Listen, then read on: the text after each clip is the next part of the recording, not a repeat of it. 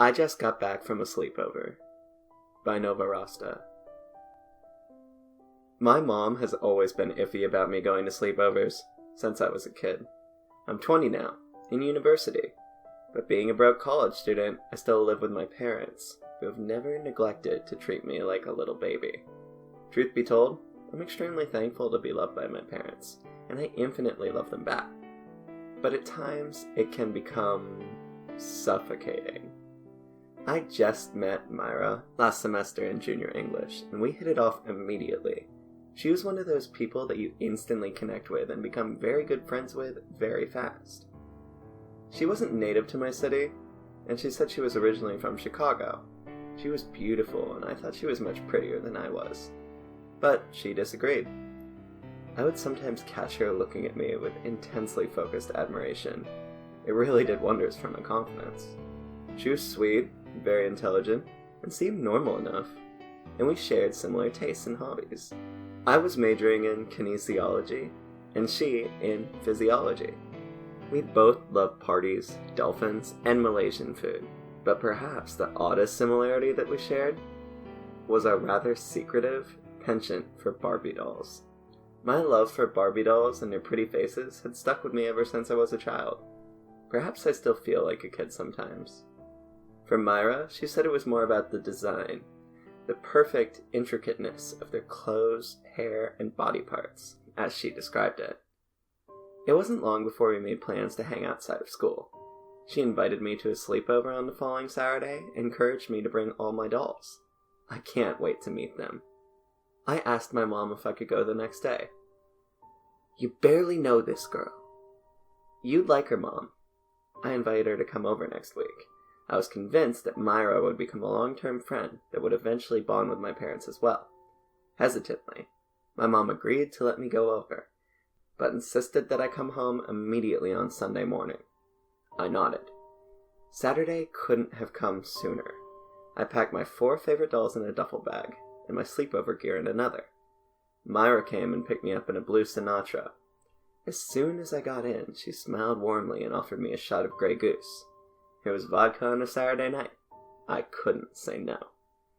I ended up taking 4 shots on an empty stomach, and being the lightweight that I am, I quickly reached the intimidating boundary between impeded consciousness and completely blacking out. We got to her place, though I couldn't exactly pinpoint where we had driven to. I could make out that she lived in a rented, ramshackle house on the outskirts of the city. "It was cheap, and I'm broke," she laughed. My vision continued to spin and wobble incessantly. She helped me up the splintery front porch, and we stepped inside. It was meticulously kept. Books, photos, furniture, all perfectly organized.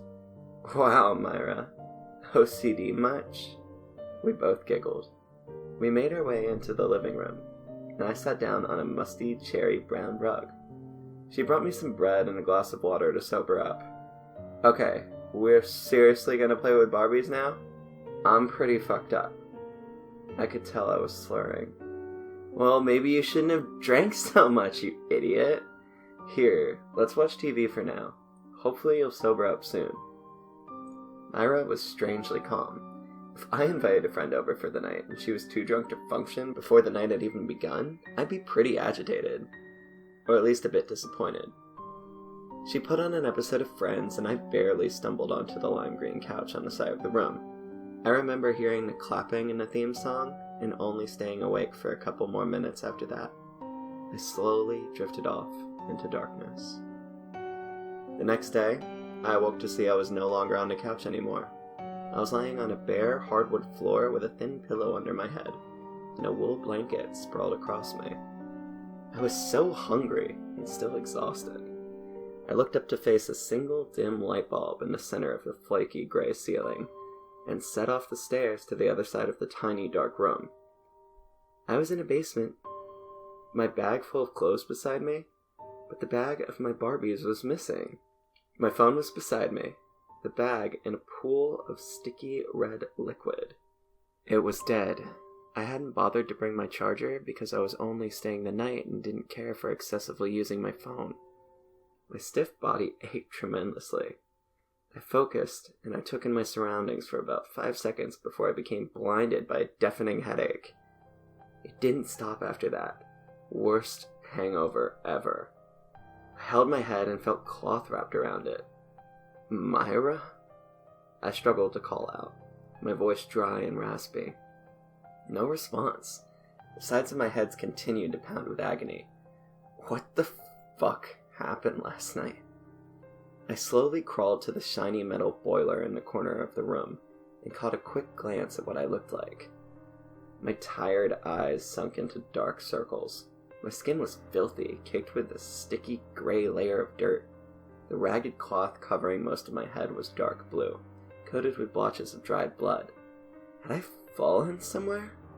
Myra! I called out even louder. The thumping inside my head grew stronger. I stumbled up the wooden stairs.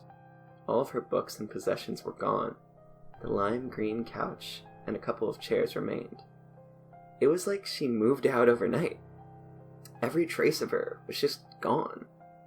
My money had still been in my wallet, so she hadn't conned me for a momentary gain as I first assumed. I gathered my belongings and I hurried outside of the house. My eyes narrowed. A surge of bright golden sunlight hit me like a truck and I fell to my knees. My headache was unbearable. I don't know how long I was writhing in pain before I finally regained the will to stand back up. I walked over to the narrow dirt road that passed beside a small house. Luck was on my side, and I noticed a rusted silver Ford pickup truck hurling dirt behind it, driving towards me shortly after. I waved frantically, and the truck rolled to a stop. It was an elderly couple. "Hello there! Are you okay?" the man called out in a concerned tone. "To be honest, sir, I have no idea where I am and would just like to go home." "Well, we're a long way from the city. Perhaps you'd like to go to a hospital first, sweetheart." The lady looked worriedly at my head. All I could think of was my mom. I had never gone to a doctor's appointment, let alone a hospital, without her, and I wasn't planning to today. "Thank you, but I'm fine, ma'am. My mother is expecting me." All right, hon. Get in," the man said hesitantly.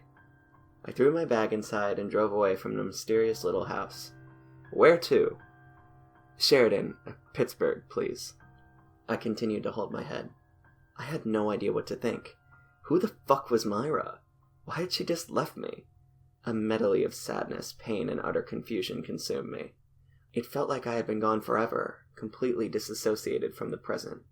The subtle heat of the fall afternoon became magnified through the windows of the old truck. It was probably long past the morning I told my mom I'd be home during. "Would you mind telling me the time?" "It's 2:44, October the 15th, the old lady said cheerily. The pain in my head stopped, paralyzed by the immense fear that suddenly engulfed me. It was October the 15th? The plans for a sleepover were the 28th of September. I had been unconscious inside that house for almost 2 weeks? God knows what happened to me in that time. Nervously, I uttered a soft moan. "What's wrong?" The lady looked back at me. I didn't want to go into detail. "It's just this headache. It hurts so much." I broke into loud sobs. "Let me take a look at it, dear. I was a nurse for 30 years. Jim, turn to the hospital. We're getting this young lady some help right away." "No, really, I'm fine. I just want to go see my mom." "Trust me, sweetheart. Your parents will thank us." With nothing to lose, I consented. Jim pulled over briefly and let his wife climb into the back with me and continued to drive. "Okay, let's see here." She raised her trembling ancient hands to my head and started to unwrap the cloth. I shrieked in anguish. I could feel raw skin ripping off the top of my head. "A wound?